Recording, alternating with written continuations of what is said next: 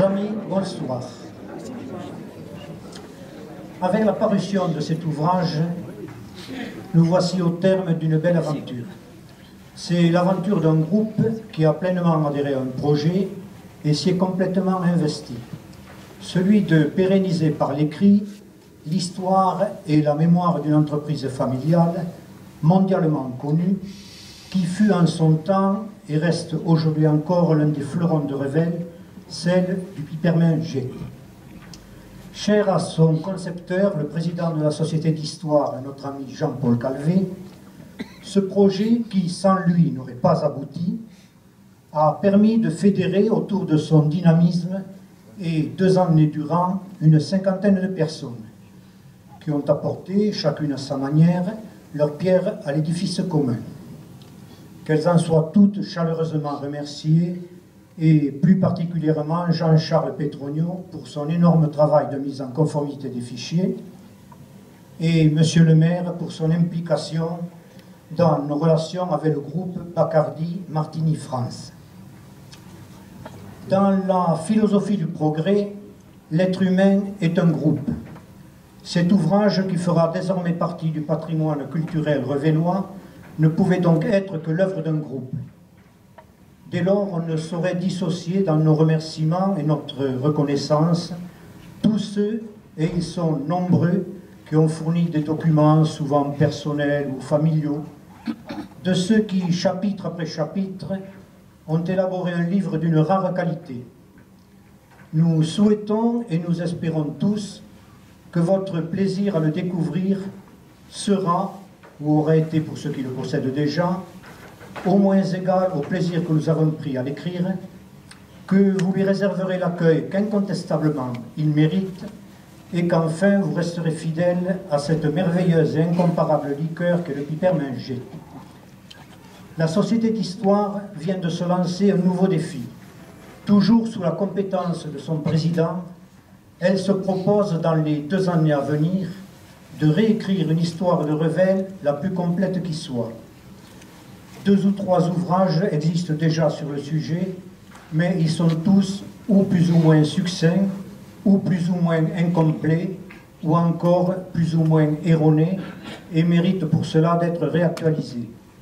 Nous espérons que vous lui réserverez l'accueil que vous avez réservé déjà à l'histoire du Pipermin Jet, et par avance, nous vous en remercions.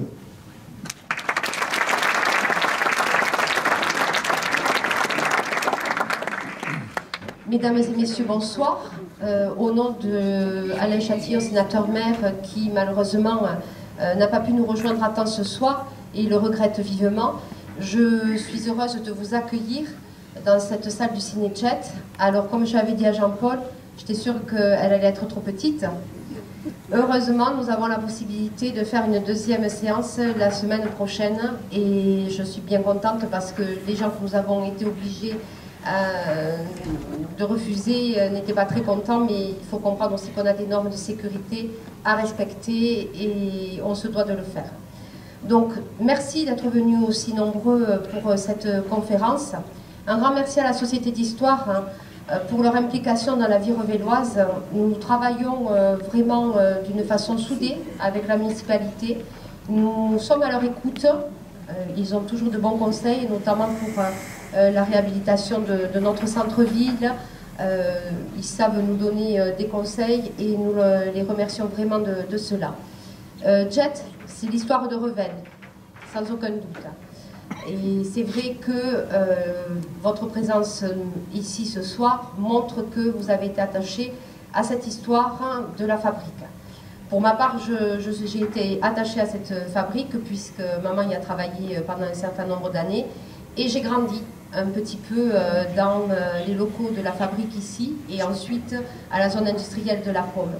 Donc c'est avec grand intérêt que nous avons suivi le travail de Jean-Paul et de son équipe, et c'est avec un grand plaisir que nous avons pu feuilleter à Noël le magnifique ouvrage qu'ils ont paru. Donc pour tout cela, merci Jean-Paul, merci à ton équipe et merci à vous de vous intéresser à notre patrimoine. Merci.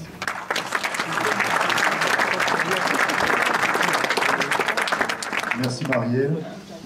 Je remercie ce soir toutes les personnes qui sont venues. On on ne pensait pas avoir autant de monde, vraiment. Le GIET a toujours son succès.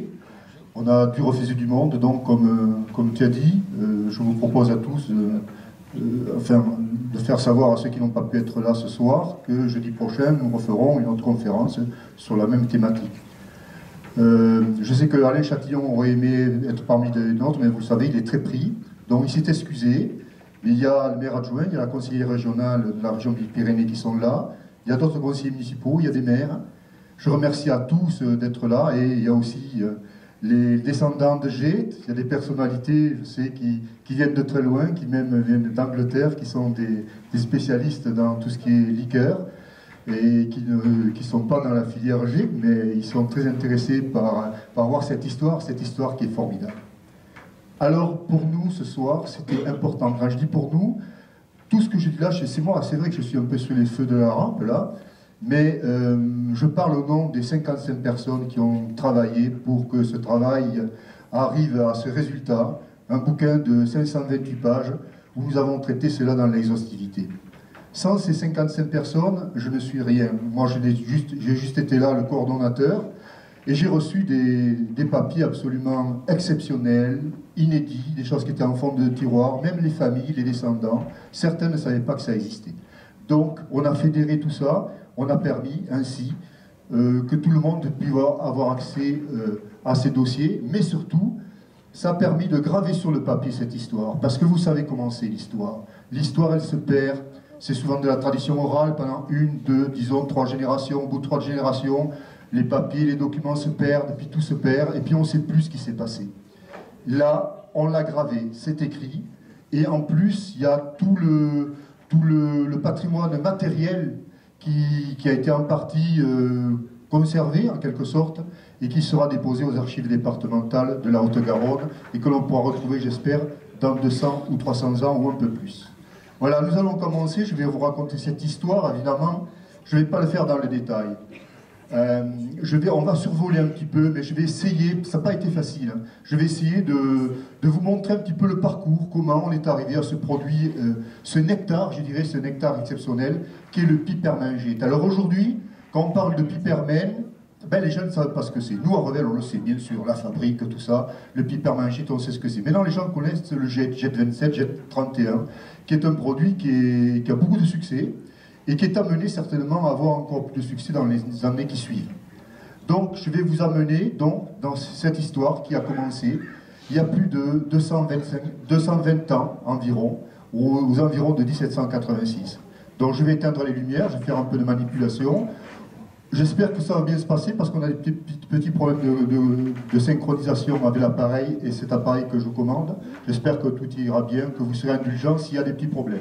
Donc on est parti, donc, vous avez la page de garde de ce fameux ouvrage qui est paru le 4 décembre. Donc je vais vous raconter cette histoire. C'est vrai qu'on aurait pu l'appeler l'histoire fabuleuse du pipermingite. Dieu sait qu'elle est fabuleuse. On aurait pu employer le mot islandais aussi, la saga. La saga qui est des histoires extraordinaires, fabuleuses aussi. Vous allez voir, c'est une histoire formidable qu'on a découvert nous-mêmes, parce qu'au départ, nous étions partis pour faire 30, 40 pages d'histoire, on ne passait pas aller si loin. Mais comme tous les gens ont été parfaitement motivés pour m'aider, pour aider le groupe, tous les tiroirs se sont ouverts, et on a eu des documents exceptionnels. Alors, tout d'abord, traçons le cadre un petit peu. C'est vrai qu'on a pensé le faire ici, mais avec le petit recul, je me rends compte qu'on n'a peut-être pas eu raison, étant donné qu'on n'a pas pu recevoir tout le monde. C'est bon signe aussi, dans la mesure où ça mobilise les gens. On voit que les Revellois sont passionnés par leur patrimoine, par leur histoire. Mais là où vous êtes, vous voyez, là où vous êtes, là, eh bien, non, c'est pas vous, c'est moi qui y suis. Vous voyez le gars qui est là, ici, avec ses 3 fenêtres. Les 3 fenêtres sont derrière. Et le gars, il est là, contre les fenêtres, là où je suis moi. Par contre, là où vous tous vous êtes, eh bien c'est là. Ah non, c'est pas là, bon, enfin, oui, c'est là, oui, si vous voulez, j'ai raté une photo. C'est ici, vous voyez, on est en train, donc, en 1993-1994, une fois que, excusez le terme, que la coquille est vide de la fabrique, qui a plus la fabrique GIET, eh bien on transforme cela en centre culturel, un formidable centre culturel, au Pôle, Donc je remercie deux personnes, tout d'abord, le sénateur-maire Alain Chatillon, évidemment, qui nous a apporté un soutien moral exceptionnel, puisqu'il y a 3 ans qu'on est sur ce projet, et bien sûr, Madame Sylvie Hénon-Badoineau, qui est la PDG du groupe Martini Europe du Sud, pour son soutien aussi matériel, moral et matériel. Et évidemment, les membres du conseil d'administration de la Société Histoire de Revel-Saint-Ferriol, parce qu'au départ, c'était pas facile de se lancer là-dedans. C'était quand même un gros projet, on n'avait jamais fait un projet aussi important, et ils nous ont fait confiance, et on a osé donc se lancer dans cette aventure. Et enfin, évidemment, les membres du groupe de travail, je ne vais pas tous les citer, tous ils ont été absolument formidables, il n'y a pas eu une fausse note, vraiment exceptionnels, ils ont été exceptionnels. Donc ces 57 personnes ont permis d'écrire cette histoire, et je remercie tout particulièrement le détenteur du secret. Alors Dieu sait qu'on a eu l'occasion de se voir plusieurs fois, j'ai essayé de le soumettre à la question, de le torturer pour connaître le secret, il n'a pas parlé. C'est Étienne Roussy-Gallo qui est là, qui est au premier de rang, qui lui, dès le départ, oui, on peut l'applaudir, c'est un homme formidable, qui est altruiste, philanthrope, je le connais depuis peu, hein, depuis le projet, mais j'ai bien compris on se tutoie depuis on est amis, hein, avant on se vous voyait, tout ça, bon. Et tu es un type exceptionnel, parce que dès le départ, avec d'autres, avec les Gabold, les Prosper, toutes les familles, les Astres, les Artemov, Gabold, tous, vous m'avez aidé pour faire cette histoire. Et bien toi, tu avais des documents, et les autres aussi, des documents vraiment formidables, notamment qui venaient de ton père, qui était aussi détenteur du secret, et de Jeanne Gallo, qui a été un des premiers à faire les grandes expériences sur le pipermingite. Et bien des choses, tu connaissais tout, tu m'as amené beaucoup de détails, qui ont donné du piquant, des anecdotes dans cette histoire. Voilà, et j'aurais bien sûr une attention toute particulière pour Jacques Batigne, qui avait lancé un petit peu l'idée des célébrations du bicentenaire du pipermingite en 1987. Voilà. Alors, on peut se poser la question, un petit peu comme pour le meuble, comment se fait-il que le meuble d'art soit arrivé à Revel, comme ça, qu'un gars, Mondouri, ait lancé le meuble d'art? Pourquoi il y a eu des liquoristes à Revel? Eh bien, on pense très simplement qu'il y avait une tradition, autant pour le meuble que pour les liqueurs, une tradition séculaire à Revel, puisque l'on retrouve dans des textes, notamment dans des délibérations de registres consulaires, dès 1733, par exemple, on voit qu'un certain Guillaume Mimard et Antoine Combe, qui sont entrepreneurs de la fourniture de glace à la ville de Revel, vont fabriquer des liqueurs. Et on fabrique des liqueurs à partir des fruits de la saison, mais ça, un petit peu dans toutes les villes. Mais à Revel, il semblerait que c'était un petit peu une spécialité. En 1786, un homme arrive à Revel. Il s'appelle Jean-François Ponce, il n'est pas revellois, il vient de l'Oder. Alors pourquoi il vient à Revel? Eh bien, peut-être parce qu'il a rencontré une charmante petite Sorésienne qui s'appelait Azaïs, qui est une famille très connue. À Sorèze, c'est une famille de musiciens. Et il va épouser donc cette jeune fille de Sorèze. Alors, Ponce, vous avez ici la rue Vittorio, une ancienne carte postale, où l'on peut voir, sur le chiffre numéro 1, voilà, ici, une petite devanture. Le magasin a un petit peu cette physionomie encore de nos jours. C'est là qu'il avait installé sa pharmacie. Il était apothicaire, Jean-François Ponce. Il met une pharmacie à cet endroit-là. Et évidemment, à l'époque, il n'y avait pas les produits pharmaceutiques. Bon. Les produits ne se présentaient pas comme maintenant. On les fabriquait plus ou moins, évidemment. Dans la pharmacopée de cette pharmacie, certainement que notre cher Ponce, qui était féru de chimie, fabriquait des potions, des choses comme ça. Et ma foi, il a dû inventer des liqueurs qui étaient des sortes de médicaments qui permettaient, en plus du plaisir de boire ces boissons, de guérir pas mal de choses. Et notamment, il y avait un produit qui avait de grandes vertus pharmaceutiques et qui était connu depuis la plus haute antiquité, c'était la menthe. Donc très rapidement, Jean-François Ponce va mettre en place une liqueur de menthe dès qu'il est à Revel, dès les années 1790. On prend comme date de départ par rapport aux documents qu'on a, 1796, pour voir les premières expériences sur la menthe. Et de l'autre côté, au point numéro 2, c'est le café qui fait angle avec la galerie du Nord, se trouvait la Poste, où se trouvait la famille Borilli. J'y reviendrai dessus, je vous le signale, parce que vous verrez, la famille Borilli et la Poste a une certaine importance dans. Voilà, donc Jean-François Ponce, comme je vous disais, apothicaire, pharmacien, chimiste et entrepreneur. un entrepreneur qui est drôlement dynamique. Parce qu'il ne se contente pas de sa pharmacie, il ne se contente pas de faire des produits pour guérir les gens, il ne se contente pas de faire des médicaments, quoi. Il étudie.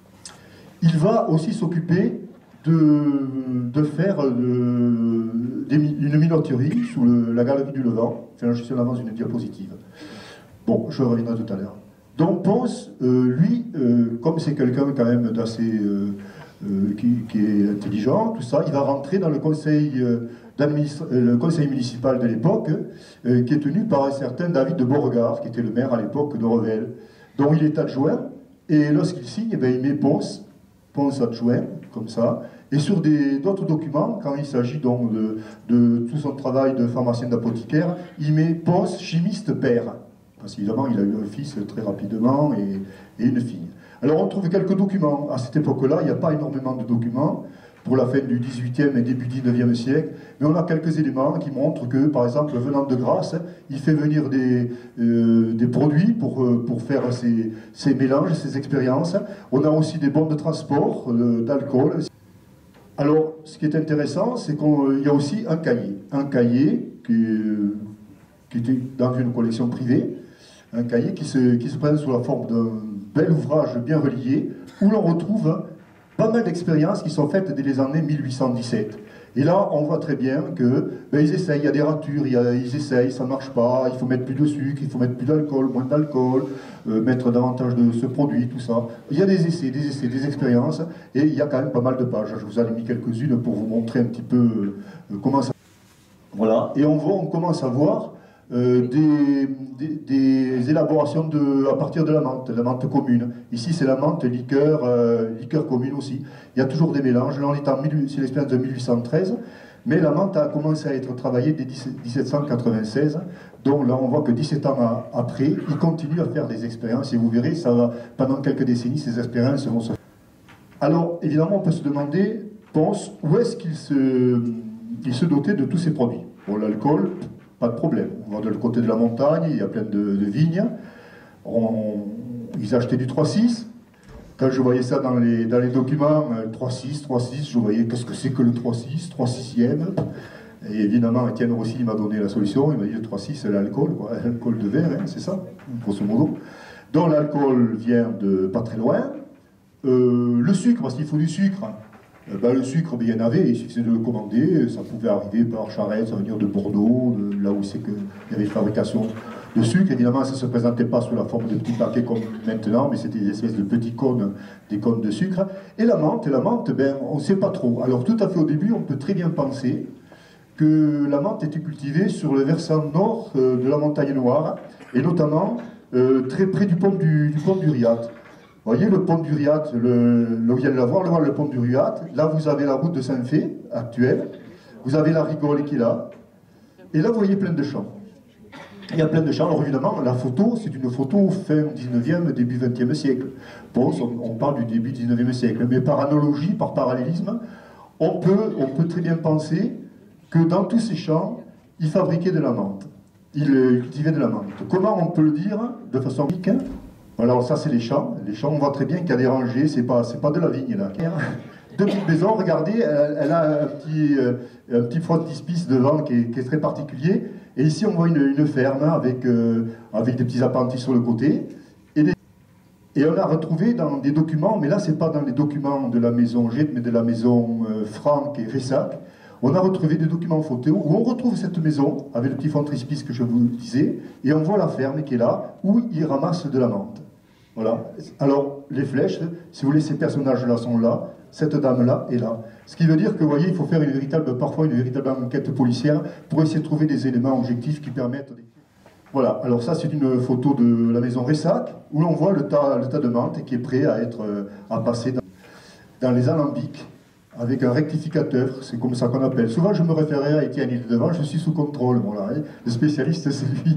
Donc c'est ça, et c'est un œuf de rectification, tu m'avais dit, voilà. Donc là, on voit très bien qu'il préparait donc des liqueurs de menthe, dont il n'y avait pas que Gette qui faisait de la menthe, Franck, Ressac, Imard, Revol, ça c'est d'autres histoires à écrire, hein, que nous écrivrons d'ailleurs un jour. Voilà, donc on cultivait la menthe dans notre région, mais Pons va commander de la menthe en Angleterre, tout simplement parce que pour faire de la liqueur de menthe, on ne prend pas n'importe quelle menthe. On prend de la menthe poivrée, et c'est un dénommé, j'ai perdu le nom, un Anglais qui habitait à côté de Londres, dans une localité qui s'appelle Mitcham, et qui, vers les années 1740-1750, a cultivé de la bonne menthe, la menthe poivrée, et l'Angleterre, et Mitcham notamment, étaient spécialisés dans cette culture de la menthe poivrée. Et après, donc, Jean-François Pons fera venir cette menthe d'Angleterre.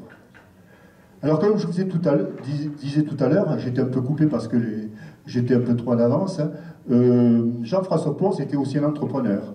Il n'était pas qu'apothicaire, il n'était pas que pharmacien, il n'était pas que liquoriste, il n'était... Bon, on cherche le nom, bon, j'ai des petits trous, là j'arrive. Donc, il va monter sous la galerie du Levant, près du Beffroi. D'ailleurs, à une époque, on l'appelait la galerie de la minoterie. Il va monter justement, tout d'abord, une filature mécanique à multiples métiers. Mais il semblerait qu'il n'était pas très compétent dans cette branche. Il arrivait très en retard, c'est-à-dire on sait qu'à partir de Colbert, c'était la fin 17e, la seconde moitié du XVIIe siècle et tout le XVIIIe siècle, Revel était très spécialisé justement dans la fabrique de bas, dans la fabrique de draps. Il y avait près de 200-300 personnes. Là aussi, c'est une histoire à écrire. Hein. C'est assez inédit, ça. On ne connaît pas. Mais Revel a été, je dirais pas une capitale du drap, mais donc on filait, on faisait des draps. Il y avait plein de machines qui travaillaient partout. Mais lui, il arrive un peu tard. Donc 1790, 1810, il tente le coup. Il essaie de mettre en place cette filature mécanique à cet endroit-là. Vous voyez où ça se trouve, c'est ce qu'on appelle la porte du couvent des Dominicains. Et ça ne marche pas. Alors il va faire une reconversion de cet espace, il va en faire une minoterie. Alors une minoterie, habituellement, ça marche avec des moulins à vent ou des trucs comme ça, hein, des moulins. Là, il n'y a pas de moulin. Donc, c'est un système de meule qui est tracté par un cheval dans un espace circulaire. Tout ça, c'est très objectif. C'est pas inventé, on l'a vu par écrit, c'était écrit. Donc, il va faire de la farine, il va fabriquer de la farine, mais ça ne va pas bien marcher. Mais ce qui marche, par contre, c'est ces produits-là, c'est la menthe. Donc, il revient un peu à ça. Mais il ne faisait pas que de la menthe. Et c'était quand même une production diversifiée. Vous allez voir un petit peu tout ce qu'il pouvait faire en prochaine. Alors, vas-y, reclique. Donc ça, c'est la halle. Vous avez la halle de Revel. Ça, c'est le plan de 1830. Vous avez la halle. La guirlande de la minoterie, qui se trouve donc à l'est. Ça, c'est la galerie basse, la galerie du Midi. Et là, vous avez, vas-y, clique. Voilà, vous voyez, ça devient rouge. Cette parcelle 759-760, c'était l'ancien couvent des Dominicains, qui a dû être vendu certainement après la Révolution comme bien national, et qui a été peut-être racheté par un dénommé Pinel, qui était d'ailleurs le gendre de Pons, ou peut-être par la famille Pons. Toujours est-il qu'à cet endroit-là, c'est à cet endroit-là qu'il va installer sa fabrique de liqueurs. Et l'espace est assez grand. Vous avez vu que l'espace correspond à peu près à la surface de la halle et du beffroi. Prochaine. Alors voilà, production diversifiée. On sait qu'il faisait de tout. Il a expérimenté tout un tas de liqueurs. Vous savez. Il y a un peu de tout, hein, de l'eau d'or. Alors, le liqueur parfait amour, ça, on aimerait quand même en goûter un petit peu, vous voyez. Bon, voilà, il y a de l'absinthe, crème de fleurs d'oranger. Donc, qui dit production diversifiée, ça veut dire que il devait en écouler pas mal, quand même. Il ne devait pas l'écouler uniquement dans les remparts de Revel, ni même à 20 km autour de Revel. Et c'est vrai qu'au travers des documents que l'on retrouve encore de l'époque Pons, on sait qu'ils allaient loin. Il y avait des représentants qui pouvaient aller assez loin, qui pouvaient aller à Languedoc-Roussillon, près des Pyrénées, etc., pour vendre ces produits. Toujours est-il que c'est une affaire qui marche. Parce qu'on retrouve dans les comptes des 100 personnes les plus imposées de Revel, on retrouve Jean-François Pons. Ça veut dire qu'il avait amassé au bout d'un moment une fortune assez... Voilà, c'est ce que je vous disais. Donc, vous pensez sur la liste des 100 personnes les plus imposées en 1812. Il va décéder en 1824. Il a eu 4 enfants. 4 enfants, dont 2 sont morts en bas âge. Il lui reste une fille et il lui reste un fils qui s'appelle Isidore. Isidore Pons va, pendant quelques années, essayer de prendre la suite de l'entreprise de son père. Il y réussit d'ailleurs assez bien, mais peut-être atteint de lassitude. Au bout d'un moment, il lâche cette entreprise, mais il ne la lâche pas comme ça. Il va la donner à des collègues, à des amis très proches ou à des gens de la famille. Il va la céder, la vendre à bon prix en donnant des facilités de paiement à 3 personnes qui s'appellent Sablier, Dirat et un des Gêtes. Voilà. Et lui, par contre, Isidore Ponce va s'investir dans le patrimoine foncier. Il va acheter beaucoup de terrain dans la montagne, notamment autour des Camps de Maz, mais aussi il va acheter le domaine de Jean Vidal, qui se trouve sur la route de Montaigut, qui s'appelle maintenant le domaine de Grandval, mais aussi il va acheter des domaines fonciers un peu partout dans la plaine. Voilà. Et après, on sait pas, moi je n'ai pas suivi un petit peu ce qu'il est devenu, s'il y a eu des descendances, mais voilà. Donc il laisse tomber absolument la fabrique. Donc comme je vous le disais, en janvier ou février 1843, je dis janvier ou février, ça dépend des documents, parce qu'il y a plusieurs documents, lequel est vraiment l'officiel, on ne sait pas. Mais on sait que c'est vraiment ces 2 mois, qu'en 1843, Isidore Ponce vend cette boutique, le fonds, si vous voulez, le fonds commercial le vend, au capitaine Fulcran Sabier. Alors le capitaine Fulcran Sabier, c'est un ancien capitaine des armées napoléoniennes, qui a la Légion d'honneur, tout ça, qui est d'ailleurs le fils, alors vous me suivez, le fils de la sœur de Jean-François Ponce. Jean-François Ponce, le premier qui venait de l'Odève, avait une sœur, et donc il a un fils qui s'appelle le Fulcran Sabier. D'ailleurs, quand on voit le prénom Fulcran, ça c'est vraiment de l'Odève. On sait que le patron de l'Odève, qui était un évêque, s'appelle Fulcran. Donc Fulcran Sabier, c'est le premier qui fait partir de ces 3 personnes qui vont gérer cette entreprise. Ensuite, il y a Pierre Gaspard Dirat.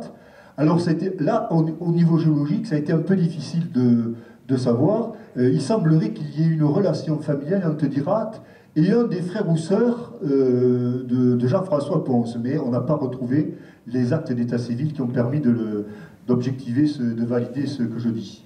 Et enfin, Jean Gêtes.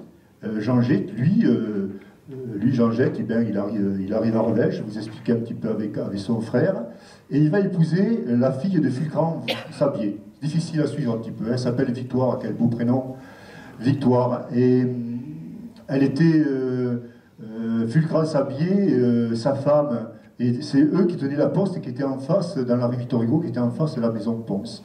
Voilà. Et d'ailleurs, Jean Gêtes va pendant quelque temps travailler d'ailleurs à cette poste. Donc, ils vont reprendre cette société qui va devenir la société Dirat-Gêtes. Ils ont oublié, c'est fait esprit, ils n'ont pas mis le nom de Sabier, mais Sabier est bien dans l'affaire.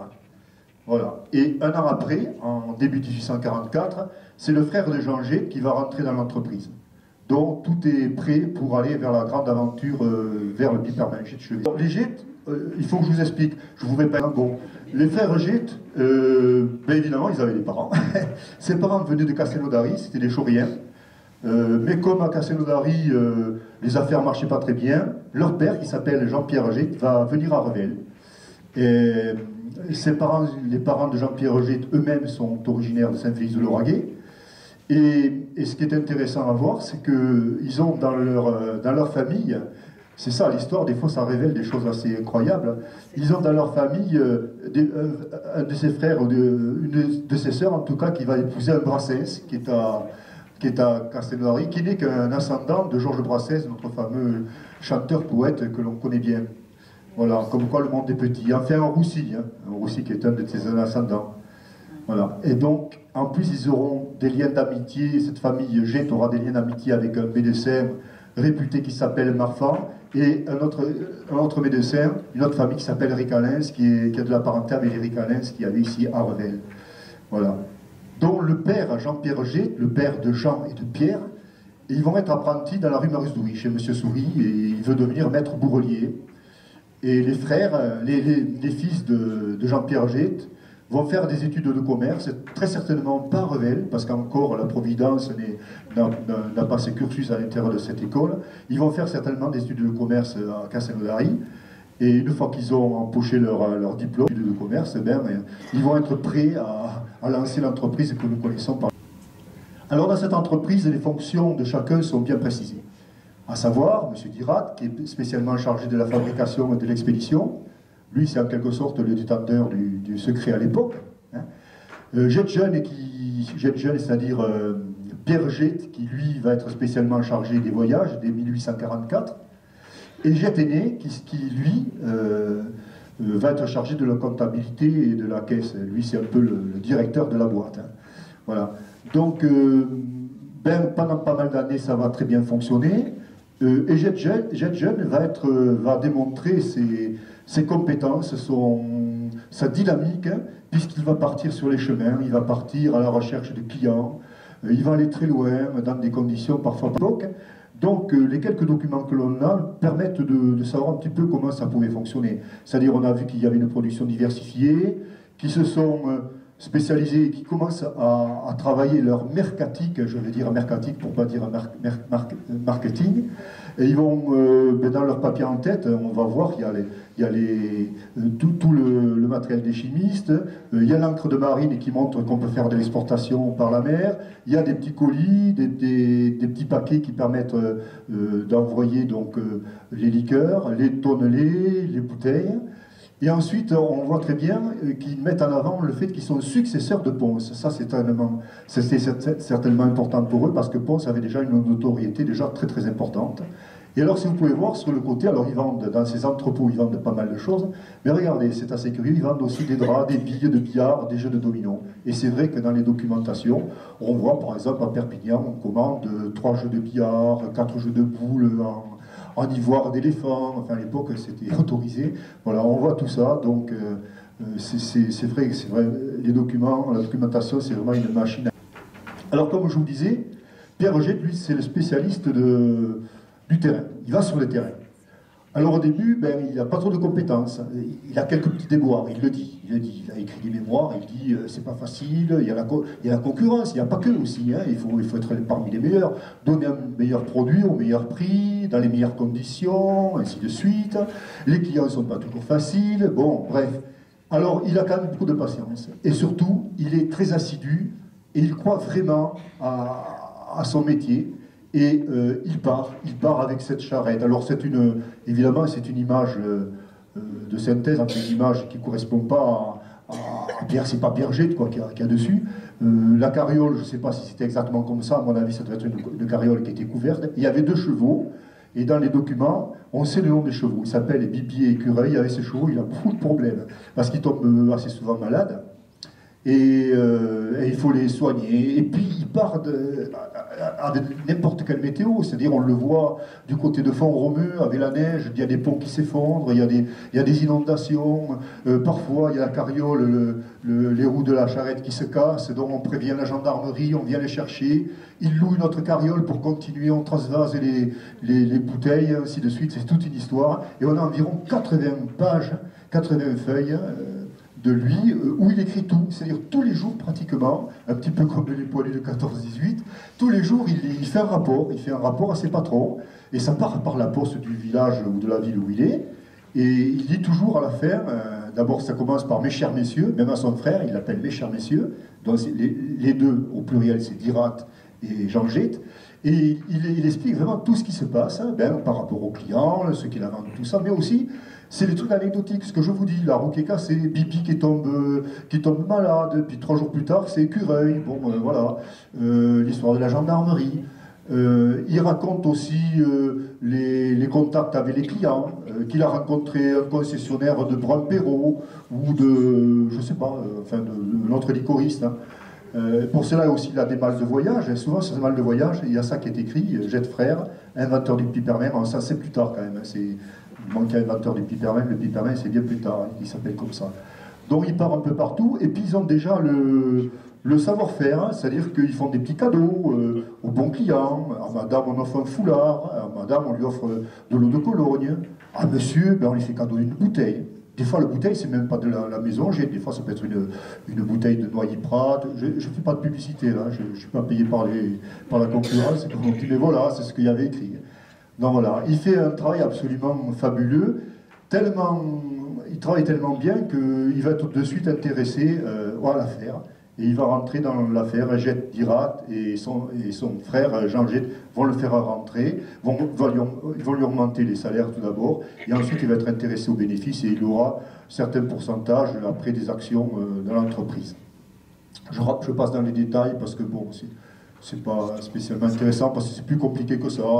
Il met la pression un petit peu à son frère, il dit regardez, moi je fais du travail, j'ai fait du bon boulot, à Dirat et à Jean-Gé, qui dit regardez, si vous voulez que je continue, il faudra me payer un peu plus, quoi. Et puis à un moment donné, même il est appelé par dénommé Mazère, je crois c'est ça, Mazère à Toulouse, hein, il a entendu dire qu'il était très bon sur le terrain, qui essaie de récupérer un petit peu.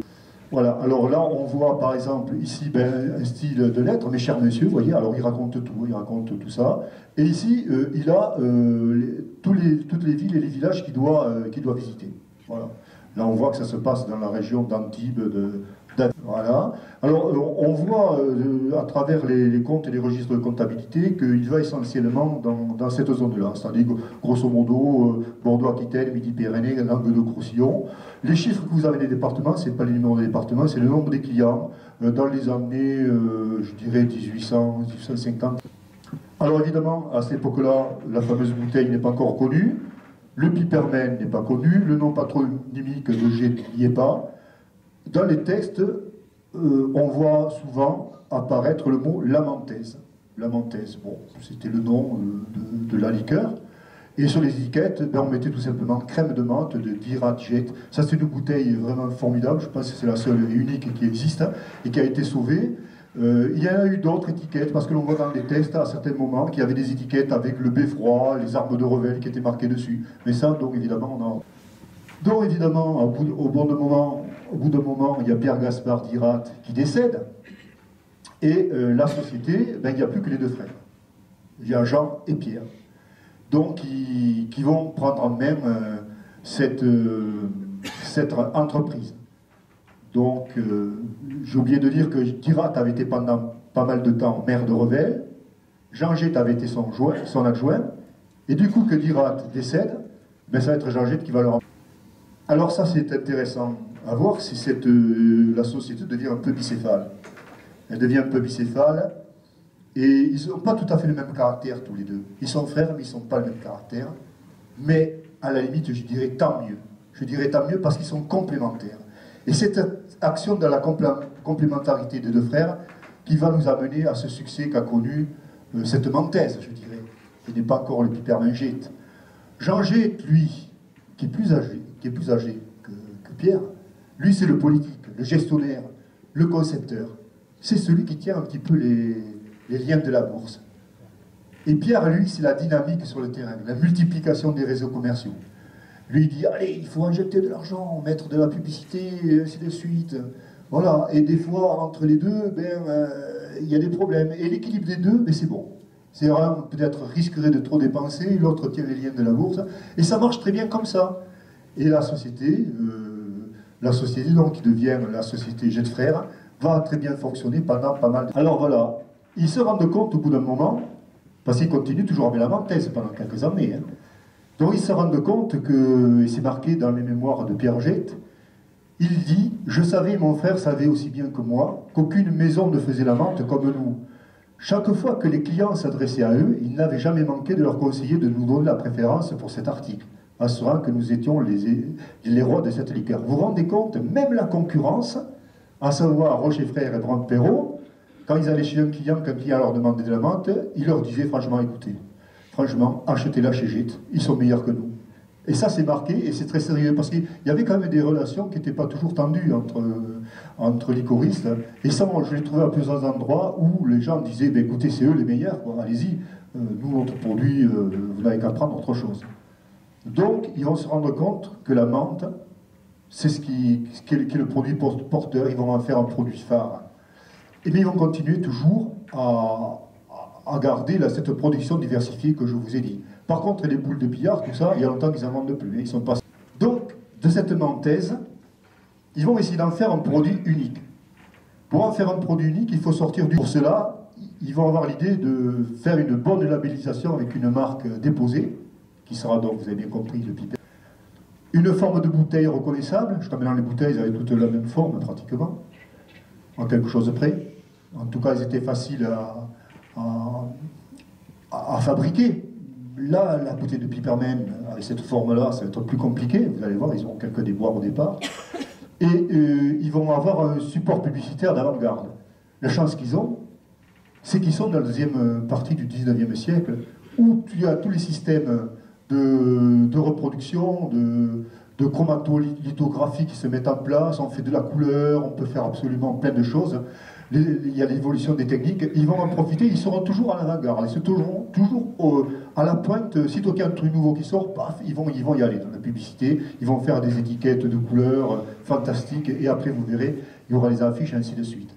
Évidemment, ils vont continuer à faire ces recherches et ces expériences, et ils vont en faire un médicament, chose qui avait déjà été faite plus ou moins avec Jean-François Pons, mais ils vont mettre les bouchées doubles par rapport à ça, ils vont en faire un produit qui sera demandé par tout le monde, et vous verrez par la suite par le monde entier. Donc je monte ici en bas, et eux aussi, ils prennent de l'essence de menthe anglaise. La menthe cultivée sur les penchants, sur le pied mort de la montagne, noir, là je ne crois plus, ils cultivaient plus de la menthe là. C'est Ressac et Franck qui, fin 19e, vont le recultiver, mais eux, ils commencent à produire tellement de bouteilles que il faut qu'ils fassent venir l'essence de menthe de gens qui ne font que ça, et ça viendra d'Angleterre, et ça sera fait par un concessionnaire français qui s'amusait. La production diversifiée, ça continue. Là, on commence à voir les premières notions du nom de Pipermen. Il y a même la recette, je dirais, je sais pas le secret, parce que là, bon, on l'a regardé avec Étienne Roussy, il m'a dit, bon, ça correspond pas à grand-chose. Enfin, c'était à l'époque, c'est ce qu'il faisait, quoi. Et donc, on voit bien toujours les expériences de menthe poivrée, le Chine, enfin, on a des catalogues, des rapports d'expérience qui sont très importants, où on voit tout ça, et on voit apparaître donc ces personnages importants que sont les préparateurs qui détiennent le secret, dont le premier, c'est aussi un Pierre Gette, mais c'est un homonyme par rapport à un des deux frères, c'est un cousin de la branche de Bram, Pierre Gette qui est là, qui est un des premiers qui a le secret, et ici c'est Émile Gallo, dont un ancêtre d'Étienne Roussy et de son père François Roussy.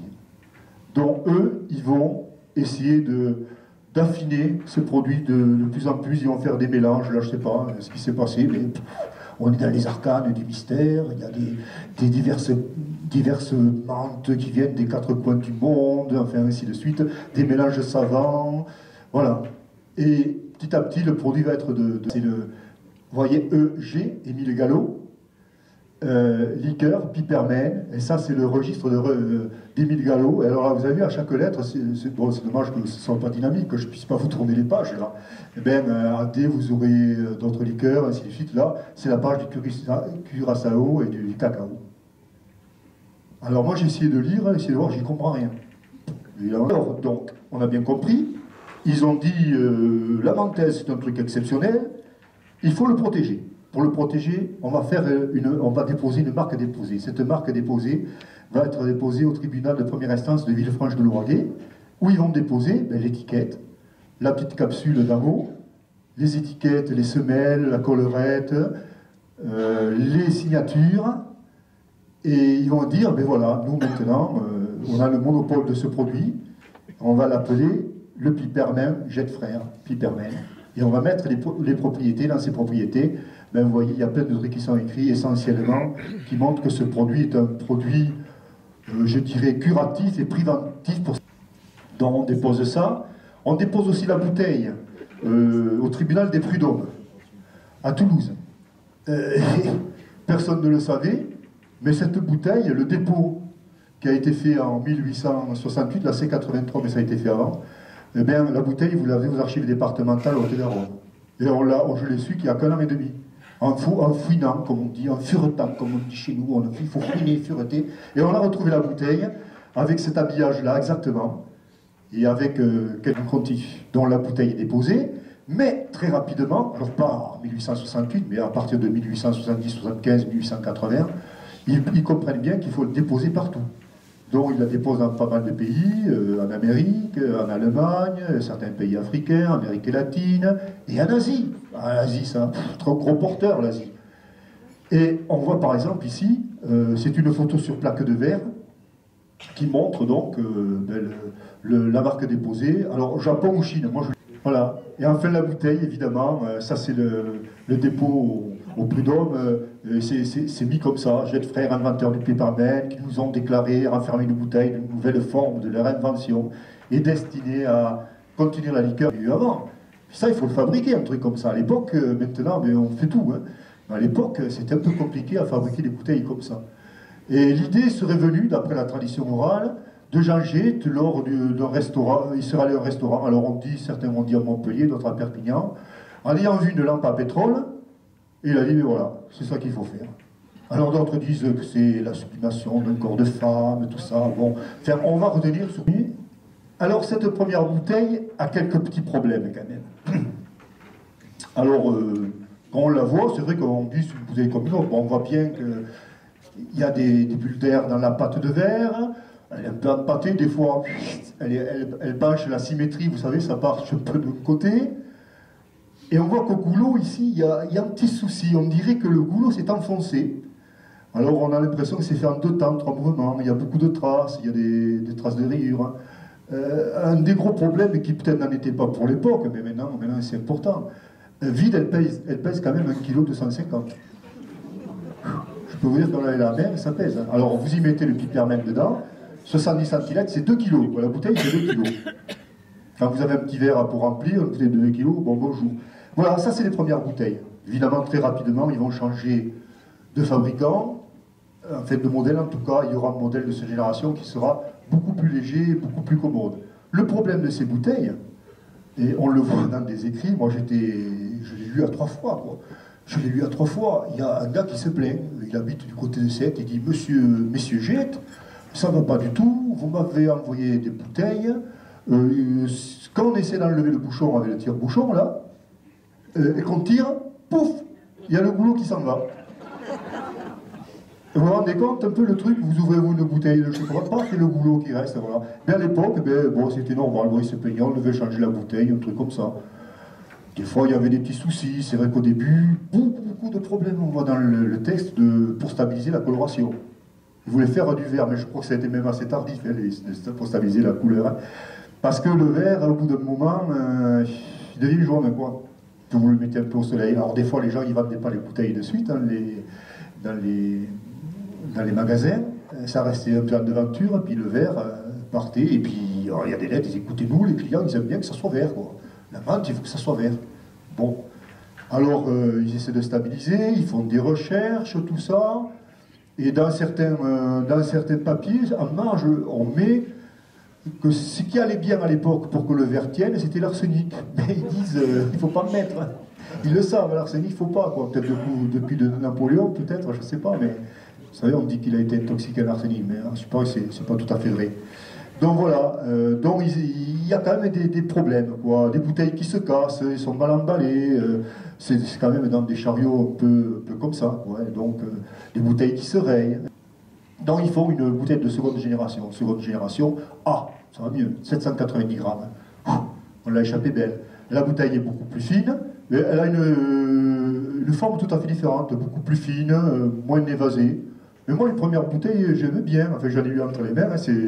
Hein, ça devait être bien de boire du jus dans ces grosses bouteilles de 2 kilos. Alors la publicité, évidemment, ils se rendent compte dès le départ, comme ils ont beaucoup de succès, qu'ils vont être copiés, qu'il va y avoir des limitations. Donc ils mettent bien partout, attention, il faudra qu'il y ait la signature, il faut se méfier de toutes les contrefaçons. Faire attention à l'orthographe, la dénomination du peppermint, la forme exacte de la bouteille, et tout. Voilà, donc ils commencent à mettre ça sur les... Et sur les étiquettes, ils mettent aussi les vertus du peppermint. Évidemment, à cette époque-là, ce qui marchait bien dans la population, notamment en Asie, mais aussi en Europe, c'était le choléra. Ah, ça, le choléra, ça marchait bien. Il y avait beaucoup de médecins qui avaient dit que pour essayer de se prévenir du choléra ou même de le traiter, la médecine à l'époque, elle était ce qu'elle était, il fallait boire du peppermint. Avec ça, on était tranquille. Évidemment, ça ne marchait pas comme c'est dit. Mais beaucoup de gens le croyaient, donc ils achetaient du peppermint, notamment en Asie où le choléra faisait des ravages, mais en France aussi. Vous allez voir après, je vais vous raconter l'histoire de René. Évidemment, pour bien faire connaître ce pays, ils vont faire des salons, des expositions. À l'étranger, ils vont aller à Chicago, ils vont aller à Tianjin, en Chine, ils vont aller un peu partout en Allemagne, en Belgique. Ils auront des médailles, ils auront des diplômes. Et évidemment, les premières médailles, qui commence en 1878, puis il y aura celle de Paris, eh bien ils vont les mettre en collerette de la bouteille. Donc de 2 étiquettes, on passe à 2 étiquettes plus une médaille. Dans le livre, on en a mis. Il y a plein de gens qui me disent, mais t'es fou de mettre tout ça, toutes ces étiquettes, bon, ils se ressemblent plus ou moins de ça. Mais non, nous on veut faire acte de... On veut le graver sur le papier, cette histoire. On veut que dans 100 ans, parce que dans 50 ans, on ne se rappellera pas, la plupart d'entre nous, bon, pas tous, hein, il y en a qui seront grands là, mais dans 50 ou 80 ans, il y en a beaucoup qui ne seront plus là. Les jeunes, je ne sais pas s'ils se souviendront encore de tout ce qui s'est passé au niveau Pipermingide. Donc en tout cas, nous, on l'inscrit sur le papier, on le grave, on met le bouquin à la BNF, et pas qu'à la BNF, c'est un dépôt légal, et là, on devrait le retrouver dans pas mal de temps. Donc on a tout mis, y compris les petits trucs de bonne année, les petites mentions pour la douane. Là, qu'est-ce qu'il y a? Bon, mais là, c'est le nombre de grados alcohólicos. Bon, là, ça part pour l'Amérique latine ou pour l'Espagne, voilà. Donc il y a énormément d'étiquettes, je ne vous ai pas toutes mises, mais il y a beaucoup de petits trucs comme ça. Un petit peu comme les collectionneurs de timbres, vous savez, où il y a une petite dentelure différente, tout ça. Ben nous, dans le bouquin, on en a mis 80% des étiquettes, il y a pratiquement... Alors je reviens un petit peu en arrière, parce que quand je vous dis l'histoire, ce Pipermingide qui soignait le choléra, qui était un médicament, qui avait des vertus assez exceptionnelles, ben c'est pas les frères Gide qui l'ont inventé, ils ont été conseillés. Je vous avais dit qu'à Castelnaudary, dans les amis du père, du Jean-Pierre Gide, il y avait la famille Marfan. Marfan, c'est quand même des médecins très connus, notamment le fils. Parce que le Marfan en question, celui que vous avez là, ça c'est le maire de Castelnaudary, qui était le père du fameux Marfan, pédiatre, qui a étudié beaucoup de maladies et qui est le plus connu, quoi, en vérité. Donc Marfan est un ami de la famille Gide. Et Marfan, lui, c'est un grand érudit, il connaît bien la médecine, il connaît même les origines de la médecine, il connaît bien les anciens médecins, les auteurs latins, grecs, y compris les médecins musulmans. Donc il connaît tout ça et il va en faire profiter un petit peu le produit pour véhiculer donc une bonne image du Pipermingide. Un autre médecin qui s'appelle le docteur Trousseau. Alors c'est pas un ami direct, mais c'est un éminent médecin très connu mondialement, qui lui a fait pas mal d'écrits sur la menthe, en disant que la menthe avait beaucoup de vertus, notamment pour le digestif, pour le mental, pour pas mal de choses comme ça. Il y en a un autre qui était ami et qui était même parent avec les Gide, puisqu'il y a eu un mariage qui s'est fait avec une des sœurs, je crois, de Jean-Pierre Gide, du père, donc. Ils étaient 2 frères. Alors il y avait le docteur Roussille, et il y avait un second qui était docteur Roussille, mais lui, il était pharmacien. Et le second, docteur Roussille, pharmacien, lui, il est allé exercer ses compétences de pharmacien et d'apothicaire aux États-Unis, en Amérique. Je vais dire en Amérique, je crois que c'est aux États-Unis. Ouais.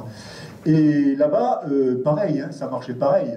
Pour se soigner de pas mal de trucs, il fabriquait des pastilles de menthe.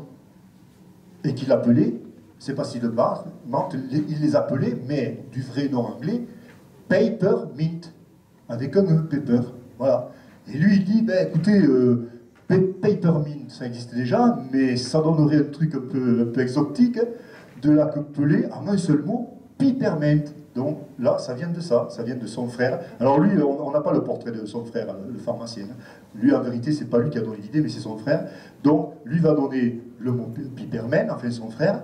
Ces 2 médecins-là vont dire au frère Gide, ben, il faut aller vers le côté anticolérique, contre le choléra, contre les problèmes carminatifs, que ça fait du bien, ça apporte des vitamines, tout ça sur les étiquettes. Et la troisième, voilà, je l'ai représenté en silhouette, mais dans les textes on le connaît, c'est le docteur Marty, qui était un médecin qui a pris de gros risques d'ailleurs en 1850 à Revel lors du choléra, lors de la pandémie, la grande pandémie de choléra, et qui lui aussi va conseiller les frères Gide.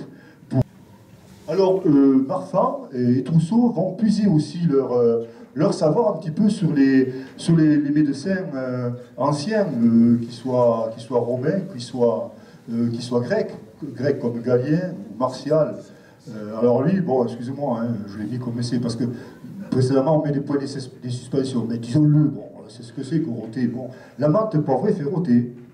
Bon, essayez le jet, vous verrez, ça fait du bien, quoi. Voilà. Et c'est vrai que Trousseau avait dit que sur le plan digestif, ça faisait beaucoup de bien, la menthe. Donc lui, la menthe poivrée fait roter, mais il n'a pas dit que ça. Quant à lui, c'était que ce qu'on boit du gîte. Vous avez compris, ça se pousse à se livrer au plaisir de l'amour. Et ça sera repris plus tard par Bénédictine, par Bacardi, lorsqu'ils vont racheter Gîte, parce qu'il y aura beaucoup de campagnes publicitaires qui seront faites un peu si vous êtes timide, buvez du Gîte et vous allez voir, les filles vont vous tomber dans les bras, quoi, hein, voilà. Et dans pas mal d'étiquettes.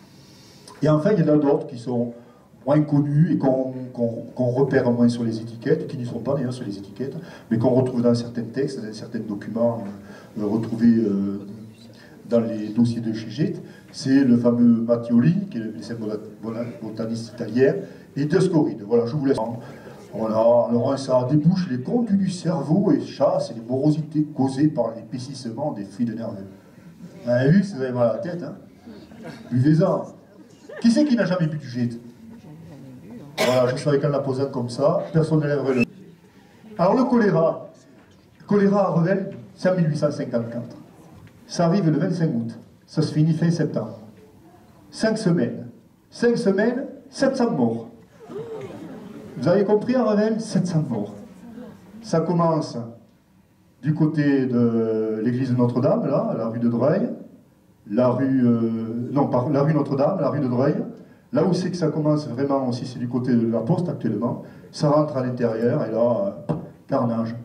Tous les jours, des morts, des morts, des morts. À telle enseigne que Dirat, je reviens pas en arrière, Dirat qui est maire et Jette, Jean qui est maire adjoint, dit au curé, arrêtez de sonner les cloches chaque fois qu'il y a un mort. Tout le monde, les gens tremblent. Puis les gens, ils partent de Revel. Et quand ils partent à Revel, ils amènent le vibrion colérique, on l'amène à Sorèze, on l'amène à Piloran. Voilà, ça s'étend, c'est bien. Recensement 1851 à Revel, 3796 habitants. Recensement 2 ans après le choléra, 1856, 3079. Déficit 719 personnes. Vous vous rendez compte? En 5 semaines. Alors, vous voyez, on est en 1854, 14 ans après, on fabrique le pipermin Gîte avec les étiquettes en disant c'est le pipermin, c'est contre le choléra. Parce qu'il faut attendre 1875-1880 pour trouver des bons médicaments, pour qu'il y ait des vaccins contre le choléra et des bons produits. Voilà, et on trouve donc dans certaines publications, même qui sont publiées en 1889, des publications très sérieuses. C'est marqué, là je vous ai mis une petite page, on dit bien en cas de choléra, on doit enrayer sur le champ tout indice de la maladie, et ce qui réussit le mieux à cet effet, c'est le pipermin de Gîte Frères. Alors je ne vous dis pas, hein, il y avait des commandes, ça faisait marcher Revel. Alors évidemment, comme je vous disais, les frères Gîte, c'est des capitaines d'industrie, c'est des gens qui vont, sitôt qu'il y a une nouveauté sur le plan technologique, eh bien, ils vont l'apprendre. Ils vont être toujours au courant, certainement parce qu'ils ont aussi de bonnes relations, ils suivent bien tout ce qui se passe. Ils sont toujours en pointe des innovations, notamment pour les étiquettes. Quand il y a la chromatolithographie qui se met en place, et bien ça y est, ils font des affiches, et ça marche, ils dépensent pas mal d'argent à la publicité, et ça marche. Ça marche. Et donc ce pipermin devient un produit, je dirais, pratiquement incontournable. Il est tellement incontournable que l'on dit que les Gîtes, il faut en donner à tout le monde. Hein. Si vous voulez gagner une guerre, hein, à cette époque-là, Dieu sait que ça bouge un peu en Europe. Hein. Si vous voulez gagner une guerre, allez hop, la Madelon, avant 14-18, ça devait exister, les Madelons servaient du Gîte aux soldats. Et vraiment, les salons, on buvait du Gîte, c'était bien, quoi. Ça faisait bien, mais partout, même chez les petites gens. Et surtout, ne pas oublier les bébés en bas âge. La petite rasade de Gîte le matin, peut-être le soir pour les endormir. Voilà, comment on fabrique des enfants en pleine forme, avec des gros foies comme ça. Voilà. Et c'était, là maintenant, c'est pas possible ça, quoi. Regardez, même le chien. Alors je vous disais, les médailles, les prix, Oliva, il y en a des dizaines et des dizaines. Des médailles d'or, des médailles d'argent. Ils en ont de partout. Toujours. Ce qui fait leur succès aussi, c'est pas que le choléra, c'est pas que tout ça. C'est que le pipermin Gîte a d'autres vertus que les marins vont découvrir, notamment les marins français, mais les marins anglais aussi. Dieu sait que la marine française, la marine anglaise à cette époque-là, il y avait pas mal de... Ils n'étaient pas d'accord, ouais, mais il y avait beaucoup de bateaux, c'était une grosse marine. Donc les Anglais, eux, ben, ils appelaient le Pipermanger, c'était le Starboard Light. Alors je ne suis pas très bon anglais, là. Je sais que j'ai un ami de la société qui est anglais, mais tu peux dire après si l'accent était bon. Hein. Le Starboard Light, c'est le feu de tribord, c'est ça. Et le feu de tribord, il avait la couleur du jet, à condition qu'il ne se décolore pas le jaune, finalement. Voilà. Et alors partout, les marins disaient « Wow, je vais boire !» Les Anglais, ils devaient dire « Je vais boire du Starboard Light !» Ou les Français, allez, ils faisaient des rasades. Alors l'intérêt, c'est que, d'abord, si on se retrouvait dans des latitudes assez chaudes, ça rafraîchissait pas mal, étant donné que la menthe innerve, enfin excite énormément les petites pastilles, les petites papilles que l'on a concernant le froid, ça donne une impression de fraîcheur. Et deuxièmement, ça combattait le mal de mer. Et pour les marins, je pense, ils l'ont moins souvent que le mal de mer que les gens qui vont en roman sur les bateaux, mais ils devaient l'avoir de temps en temps, surtout lors de Fort-Roulis, donc il devait y avoir dans la cargaison, il n'y avait pas avoir que des patates ou des orages contre le scorbut, il devait y avoir aussi des grosses cargaisons de pipermangite. L'intérêt, c'est que ces marins, lorsqu'ils arrivaient dans un port, eh ben, quand ils arrivaient dans un port, ils demandaient « Oh, un Starboard Light !» Et si le gars n'en avait pas, il demandait ce que c'était, et le prochain coup, il en avait, parce que ça faisait marcher les affaires. Voilà. Donc, indirectement, ils ont fait une excellente publicité, les marines françaises et anglaises, dans tous les ports. Et à telle enseigne que, par rapport au mal de mer, par rapport au choléra aussi, qui sévissait notamment en Asie, sur toutes les jonques chinoises, enfin, c'est japonais aussi, et d'autres, malaisiennes, etc., mais dans les documents, on l'a vu comme ça, sur les jonques chinoises, eh bien, les pêcheurs, ils s'enfilaient des petits verres de gîte. On y va, on y va. Et après, il y a l'histoire, la grande histoire. Je vais vous passer parce que on retrouve par exemple des cargaisons de jets qui sont envoyés au grand quartier général de l'armée du tsar à Odessa, par exemple, quelques années avant qu'il y ait la révolte, vous voyez. Il y a des petits faits historiques comme ça. Mais le plus beau fait historique, c'est la fameuse... la plupart d'entre vous avez peut-être vu le film Les 55 jours de Pékin. Hein, on appelle ça les représentations occidentales en Chine se font attaquer par les fameux boxers, lancés d'ailleurs par l'impératrice chinoise. Et comme ils ne sont pas très nombreux, ben ça se passe au départ pas très bien pour eux. Ils se retrouvent confinés, enfermés dans des fortins. Mais après, il y a des renforts qui viennent. Et donc, on arrive à reprendre un peu le dessus. Et les contingents internationaux, alors il y a les Allemands, il y a des Américains, il y a des Australiens, les Français, bien entendu, Italiens, peut-être Belges, je ne crois pas en fait. Donc, ils arrivent à maîtriser tout ça. Et ils se retrouvent un jour à Pékin. Vers le 5 août, ils se retrouvent à Pékin. Et là, ils vont attaquer la cité interdite. Attaquer la cité interdite il faut traverser un pont et là c'est des contingents de marsouins français, il n'y a pas que les Français mais c'est les marsouins français qui sont en première ligne et on les fout en première ligne parce que ça c'est, je ne l'invente pas, hein, c'est écrit, hein. Vous me croyez, hein.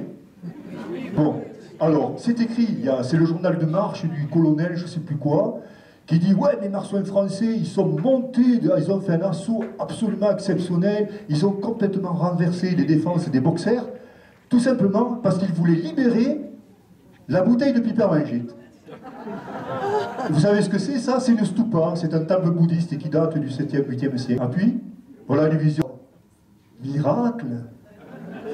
Qu'est-ce que ça y ressemble?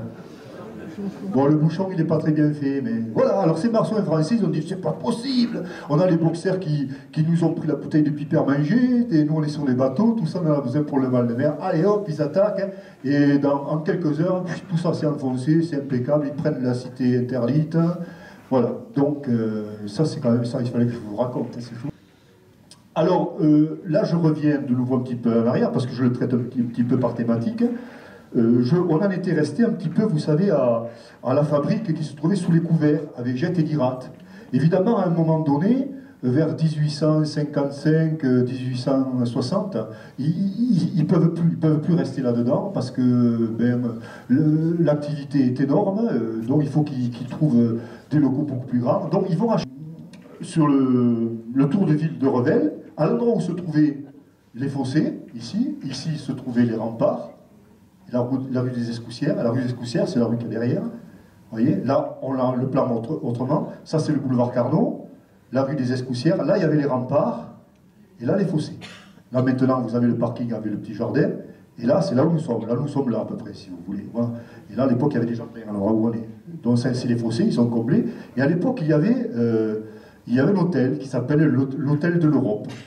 Voilà, l'hôtel de l'Europe, à l'endroit de juste ce petit bâtiment-là. C'est le bâtiment qui est à l'entrée, le plus monumental. Qui devait ressembler d'ailleurs un petit peu à ce qu'on trouve dans les cartes postales du côté de la place de la Mission, qui est l'hôtel Notre-Dame, Soupira, mais je ne sais plus comment ça s'appelle.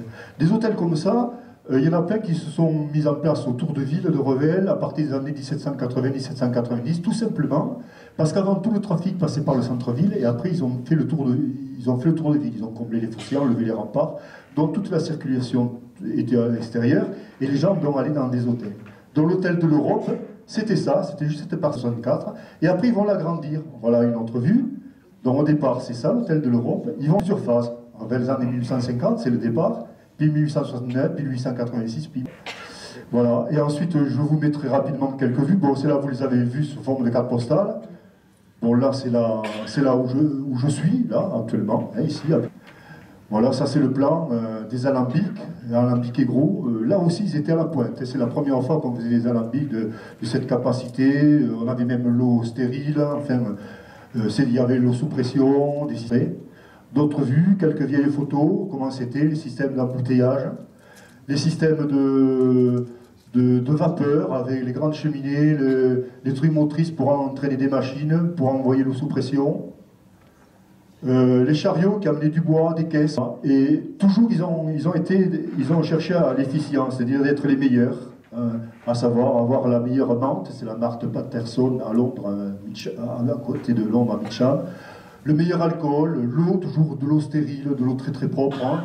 La couleur, ça a toujours été la recherche pour bien la stabiliser, toujours du bon sucre et toujours le secret qui est toujours gardé de nos jours puisqu'il sera enfermé en Suisse, du côté de Lausanne, dans un coffre-fort. Voilà. Alors, rapidement, pour se donner une petite idée, c'est le nombre de bouteilles. On voit bien que, comme je vous disais, le dépôt des marques, c'est 1868. Ça, c'est encore la nantaise. On voit que ça monte. Et quand ils commencent à faire toute cette mercatique, cette mise en place des étiquettes, de la bouteille, tout ça, on voit très bien, ça monte. C'est incroyable, ça monte très très rapidement. On monte déjà à plus de 50 000 bouteilles, 55 000 bouteilles par an. C'est beaucoup pour l'époque. C'est presque 200 bouteilles par jour qui sortaient. Évidemment, le problème des imitations et des contrefaçons, alors là, il y en a. Et des procès, et il y a des procès. Par contre, il n'y a jamais de procès avec les maisons Ressac, Franck de Revel. Ça, il l'accepte. Ça fait travailler des Revellois. Alors, vous avez encore ces bouteilles qui se vendent encore actuellement. Je ne vous dirai pas où, pour faire la publicité. Voilà. G27, c'est pas le G27, hein, c'est pas pareil. Hein, pareil. Voilà, c'est. Puis, un jour, je voulais faire laisser, ça n'a pas le même goût. Hein. Je ne fais pas de pub, hein, je n'ai pas de royalty.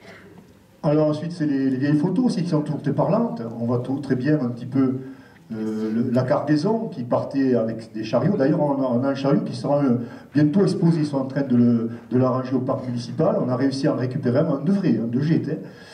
Donc ça partait. Donc à l'époque, lorsqu'ils ont mis en marche la gare, donc ça partait vers la gare. De la gare, ça partait vers les grands ports, vers toute la France, bien entendu. Toute l'Europe, mais ça partait aussi vers Bordeaux, vers Sète, vers Marseille, et ça partait au fin fond du monde. Et là on voit par exemple, vous ne le voyez pas bien écrit, mais il est écrit Buenos Aires, donc ça part à Buenos Aires, et on voit les numéros des caisses, donc on est à 180, 157, ce qui veut dire que ça partait. En raison de 12 bouteilles, ça fait donc, les gens sont là, alors on voit les différents corps de métier, on va le voir un peu plus loin, celui-là, vous voyez, il vous envoie un petit coup de 120 ans après, il vous dit... Voilà la fameuse charrette qu'on est en train d'arranger. Et quelques vues. Là, vous voyez, c'est le square, ce qu'on appelle le square Gabon. Là, c'est l'ancienne Providence. Là, on voit très bien la galerie du Midi. Voilà comment ça se présentait avec des grands pots de fleurs. La gare, qui a été créée en 1876. C'est d'ailleurs Jean Gett, le maire, qui a mis en place cette gare, qui, à l'époque, risquait de ne pas passer par Revel. Il l'a plus ou moins imposé. Hein.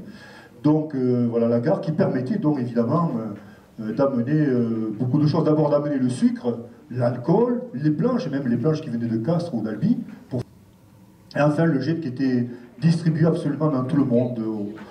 Il y avait, je ne sais pas si c'est juste, on parle de 120, 130 pays qui étaient distribués vous le continuez. Et à la fin, à partir au XXe siècle, on a des endroits, c'est bien ça, Étienne, je dis pas, parce que je suis moins sûr, mais il y a des endroits où c'est qu'on pouvait fabriquer le pipermingite en dehors de... Alors cette photo, alors quand on la voit comme ça, on dit, bon, c'est quelques personnes qui sont ensemble, tout ça, il y en a un qui s'est pas rasé, vous voyez, tout ça. Et donc, mais quand vous regardez, vous finissez, vous essayez de rentrer, de faire une petite chirurgie de l'image, vous voyez que celui-là, il a un truc pour les chevaux. Celui-là, c'est un menuisier, il a la planche, la scie.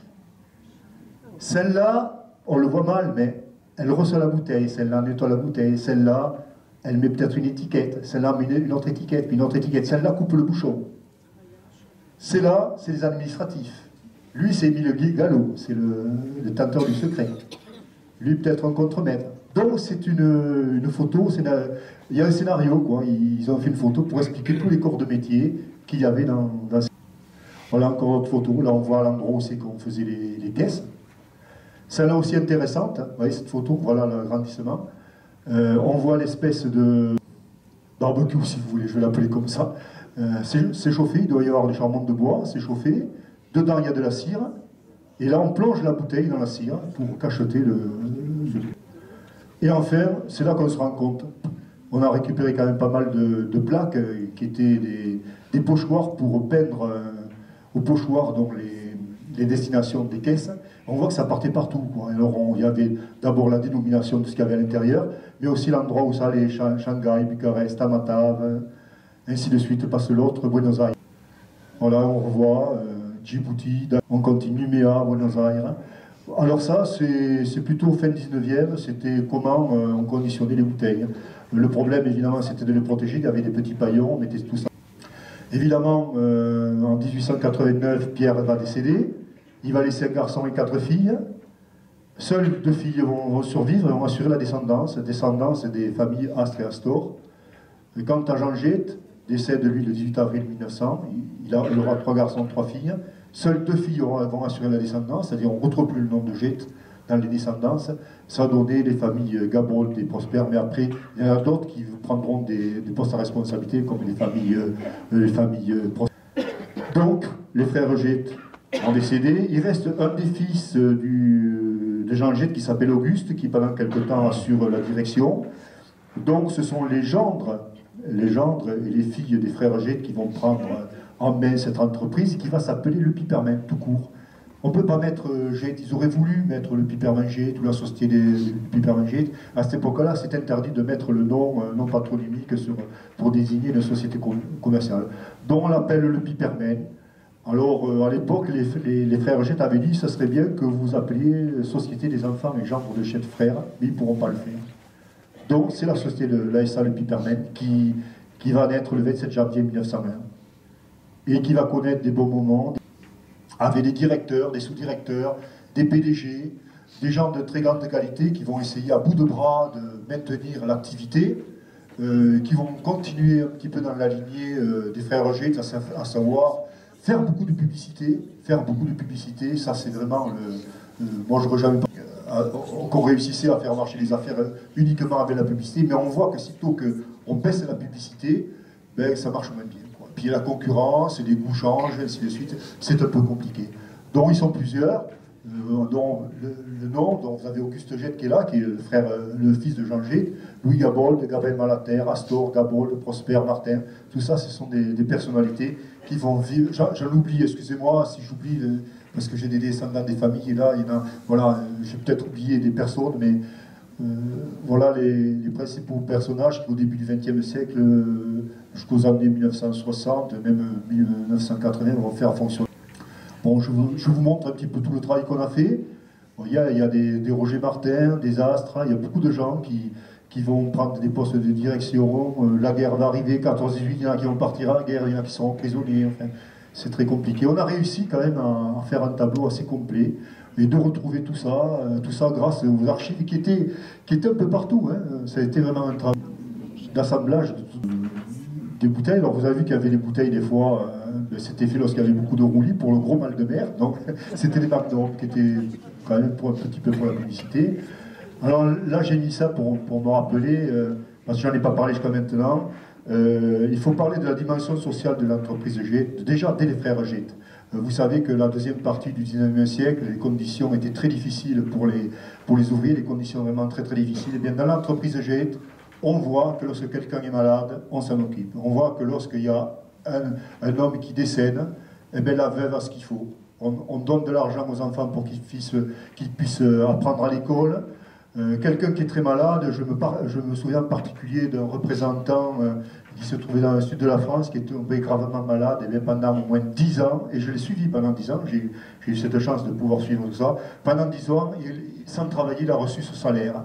Bon, ça devait être quelqu'un d'important, et on voit que lorsque il y a des gens qui travaillent jusqu'à 80 ans, mais pas de force, c'est que les gens ils veulent pas partir à la retraite, ils veulent c'est une bonne maison, et on leur donne des bouteilles gratuites, même avant qu'il y ait la sécurité sociale et qu'il y ait tout ça, ben, eux déjà c'était déjà prévu, ils avaient chaque fois un coup d'avance. Ça c'était quand même Alors l'histoire du produit, je vous ai montré un peu l'évolution du produit de 1860 environ jusqu'aux années 1900. Vous avez vu, on est arrivé à 300 bouteilles par jour. Et bien là, vous avez un diagramme qui est fait en franc constant. C'est-à-dire qu'il a fallu chaque fois ramener, on ne peut comparer que le comparable. Donc on arrive à deux lignes brisées entre 1900 et 1968 où l'on reconstruit là, à travers les moments où ça marche moins bien, on reconstruit l'histoire européenne. Première Guerre mondiale, les crises internationales, l'inflation, le krach mondial en 1929, la Deuxième Guerre mondiale, la perte de l'Indochine. Et quand c'est la perte de l'Indochine, ben, ça, je ne vais pas dire que ça s'arrête, mais ça va vraiment très très mal. On essaie de subsister, on essaie de créer de nouveaux produits, comme des chewing-gums, des jetmines, des sirops, des choses comme ça. Avec le contingent en Algérie, ça monte un petit peu, et puis ça redescend, et puis à un moment donné, ben, il faut arrêter, c'est plus possible, c'est plus viable. Voilà, les chiffres en francs, là, ça on voit encore quand ça marchait, juste après la guerre, ça marchait, hein. Et après l'Indochine. Donc cette production diversifiée a continué donc, au XXe siècle, jusqu'au départ de Revel de l'usine, et certains d'entre nous encore se rappellent qu'il y avait deux autres produits phares, je dirais, c'était le fameux rhum. Ça, le rhum, c'était quelque chose. Je n'en ai pas retrouvé de pareil. Le Danzig aussi, ça c'était très original. Les feuilles d'or qui étaient à l'intérieur, on les voit ici, regardez les feuilles d'or. Même il y avait des neveux qui étaient tout jeunes et qui disaient si on vidait toutes les bouteilles, qu'on récupérait toutes les feuilles d'or, on serait certainement très riche. Mais ils étaient gosses, évidemment, ils étaient là 6 ou 7 ans. Voilà, mais ça m'a été rapporté. Voilà, donc on fait des chewing-gums, on fait des pastilles jettes, on fait des petits bonbons, on essaye de se diversifier encore plus, mais ça marche un petit peu, mais c'est...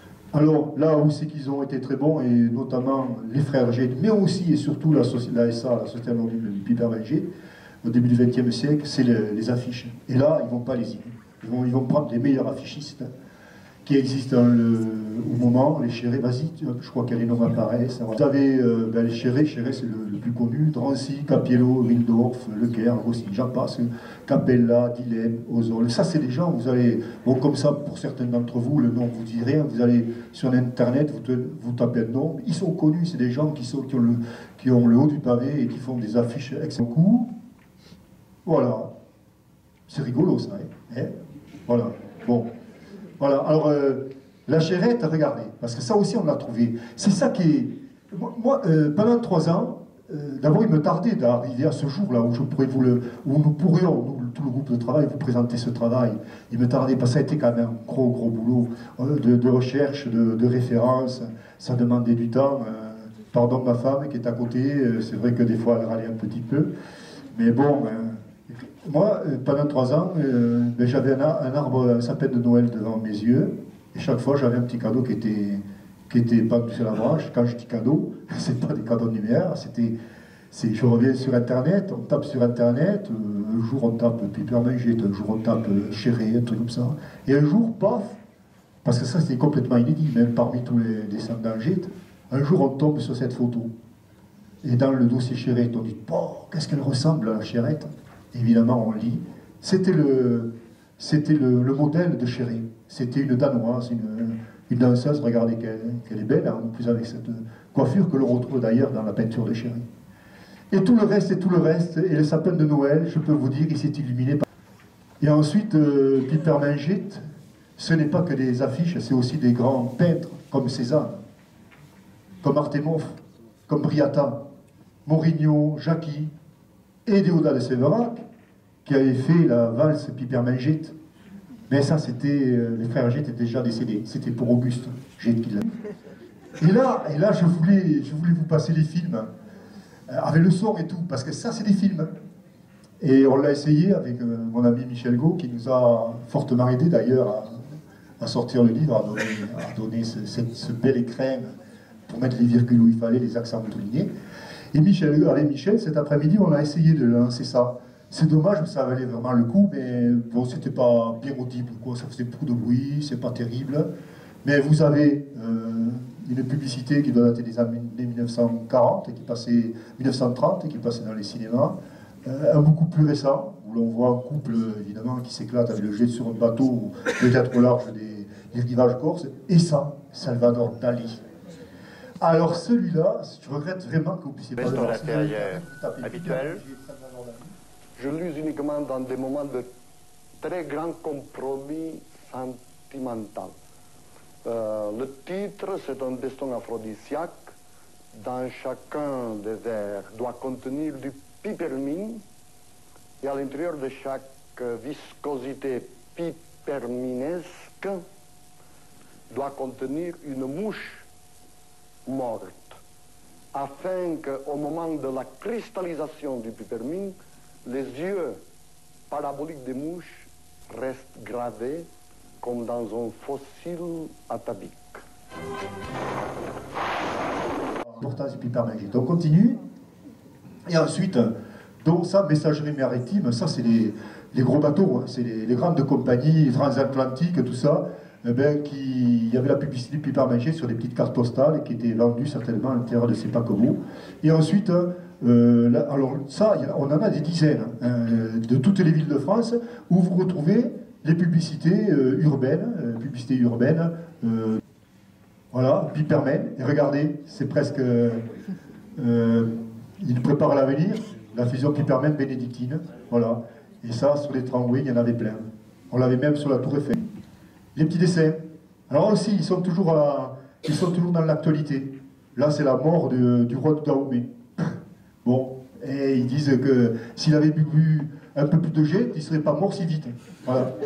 Là, c'est la découverte des rayons X par Curie, début XXe siècle. Mais là, voilà, à la faculté de médecine, on se pose des questions sur cette radio où l'on voit à l'intérieur du corps, et notamment sur tout le tube digestif, l'ombre d'une bouteille jette.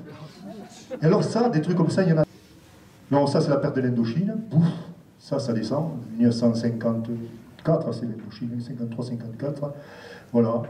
Et début 1969, ben, la société anonyme ne peut plus suivre. Ils ont bien essayé, plusieurs fois de relancer, essayer de trouver des capitaux, essayer de arranger.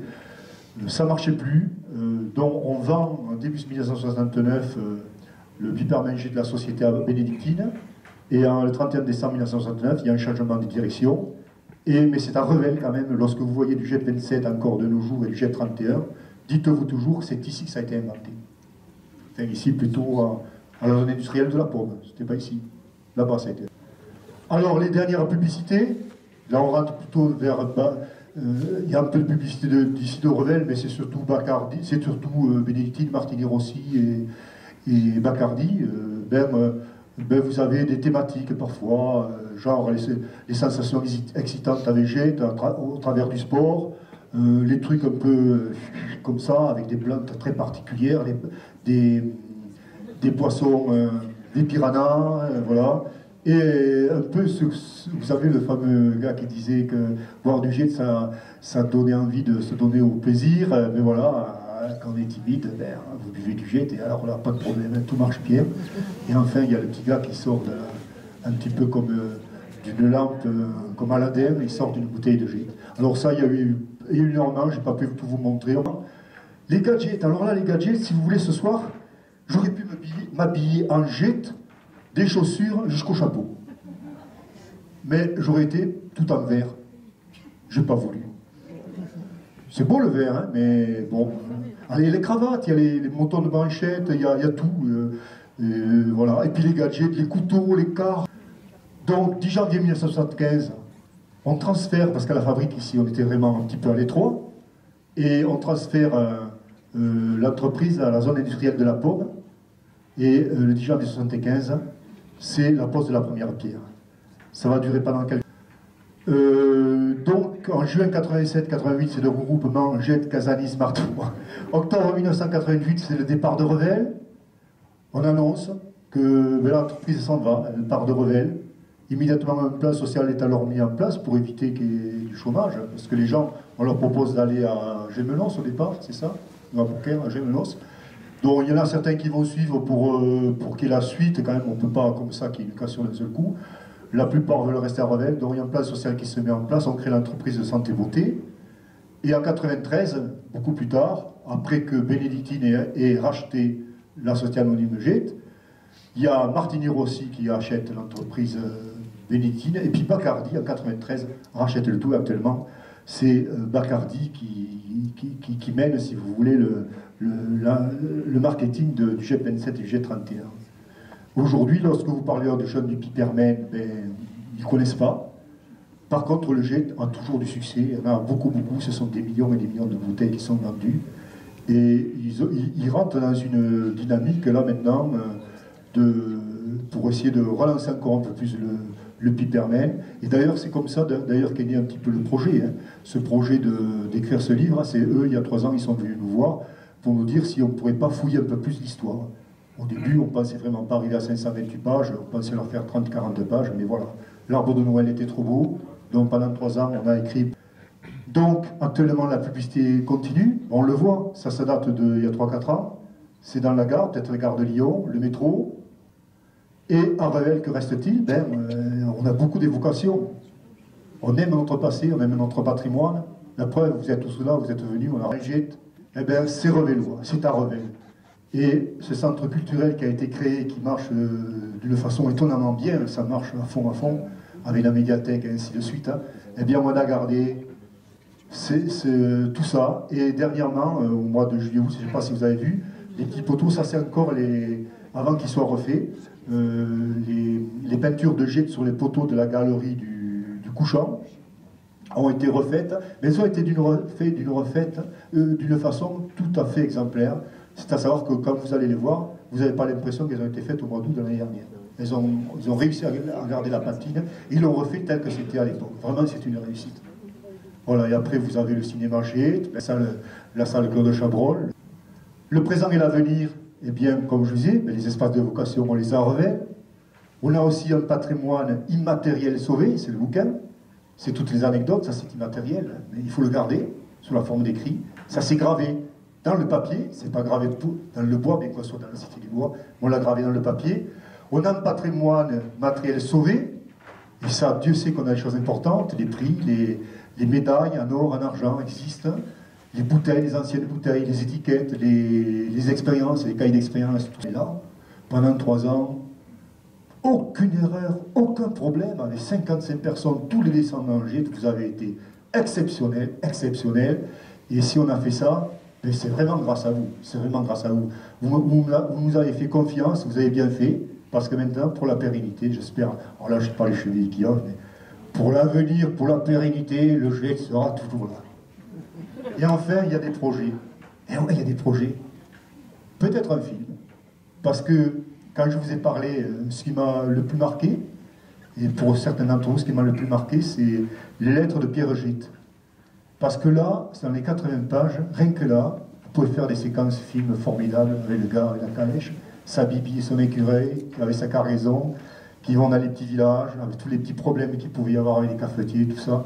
Là, on peut l'écrire, et ça, c'est du vrai, ça pourrait être du pagnol, je dirais. Donc, on peut faire un truc.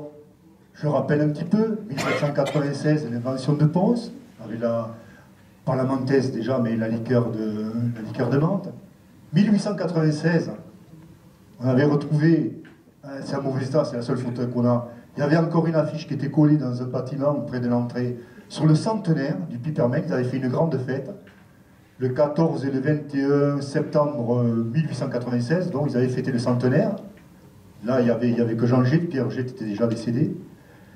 1996, ici, les 200 ans d'histoire, fantastique exposition, certains s'en rappellent, menée par Jacques Batine. Il y avait aussi Pierre Fred, il y avait Villamir qui est décédé il y a peu de temps, et bien d'autres, excusez-moi, je l'oublie d'autres, donc c'était absolument exceptionnel. Alors, on se pose des questions, moi j'y serai plus, c'est certain, mais les petits qui sont dans les écoles maternelles, je me plais à me dire peut-être là-dedans, il y aura des gens qui en 2096 fêteront peut-être le tricentenaire de Gett à Revel. Ça serait bien. Et franchement, si je suis là-haut, si j'ai une petite paire de jumelles, j'essaierai de regarder pour voir s'il va. Alors ce que j'aimerais maintenant, je ne sais pas si vous allez vouloir, mais vous savez, tous les amis là, du groupe de travail, tous ceux qui nous avaient aidés, je sais qu'ils ne sont pas tous là, même il y en a qui sont venus, ils ont dû repartir. Mais j'aimerais qu'on puisse se retrouver ici, 15 ou 20, là, autour de moi. Il y en a certains qui font des photos, il y en a qui filment parce que cette conférence est filmée. J'aimerais que vous veniez ici tous, parce que ça sera aussi des photos historiques, et voilà. Mais non, il y en a beaucoup qui, normalement, on devrait être 60 là. Donc il y en a beaucoup qui sont repartis. Donc il y a des acteurs du Pipermin Gett qui sont là, il y a des descendants, des directeurs, des PDG de la famille, et c'est grâce à eux, grâce à Jean-Étienne Roussy, qui était... Alors lui, après on va le prendre, on va essayer de le mettre à la question pour qu'il donne le secret. Non, il ne veut pas. Voilà. Alors,